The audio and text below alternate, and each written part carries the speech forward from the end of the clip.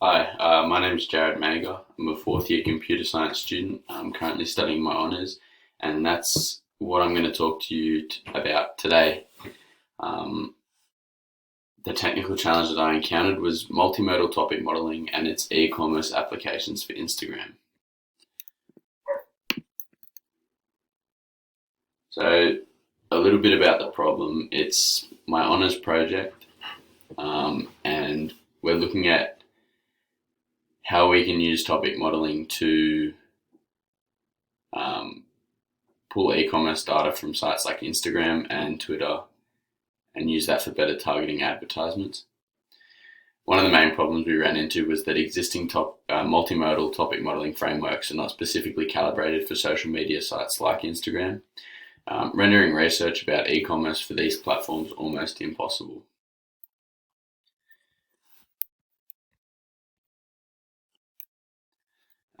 So it was my goal to create a multimodal topic modeling framework that would be able to pull post data from Instagram in specific formats that the user required and take that data and spit out a visualization of the topics.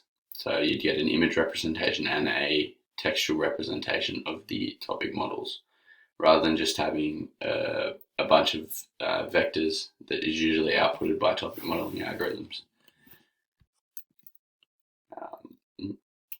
So one of them, what I had to look at was a comparison between LDA and NMF. So in my research, we were looking at different topic modeling algorithms. One of them was latent Dirichlet allocation, which is LDA. I've butchered that name, which is a generative probabilistic model that assumes a document is a mix of topics and a topic is a mix of words.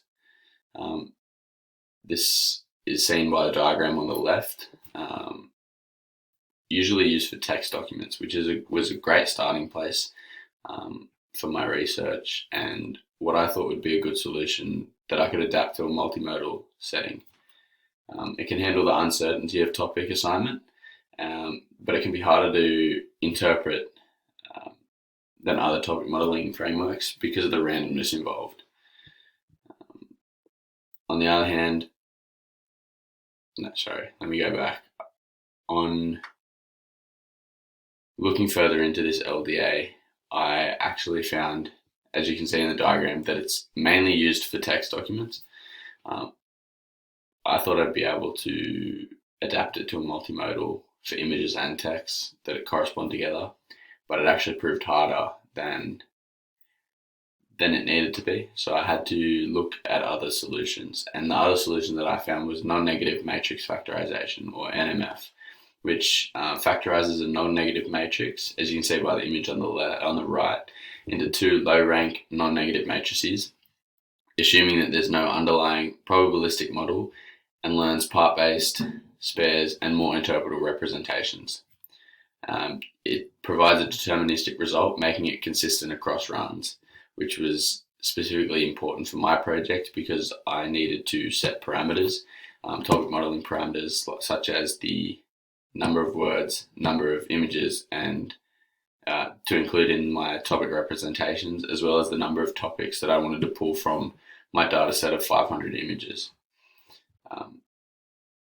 Non-negative matrix factorization could also be applied to a wider range of data sets, which was very helpful for my project. Due to NMF's algebraic foundation, it can be adapted to multimodal data by factorizing the combined data representations, which I will show you in my solution. So if we have a look at my implementation, I used a bunch of Python libraries and frameworks. We started with my images and my text. And what we did from the images, we used the CNN, which is a neural network of ResNet 50, pre-trained machine learning model to extract the image features, and then we were able to resize the image data set and normalize the data set so we could pass these image data into the topic modeling framework. We did similar pre-processing with the text data. We vectorized the text,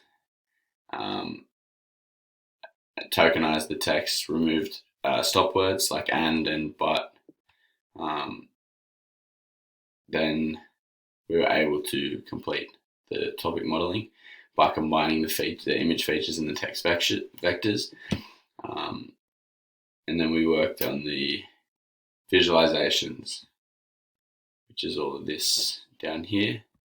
And we were able to come up with visualizations of the topics that look similar to this. You can see topic number 6. They're the top words for the topic, and these are the images represented by that topic.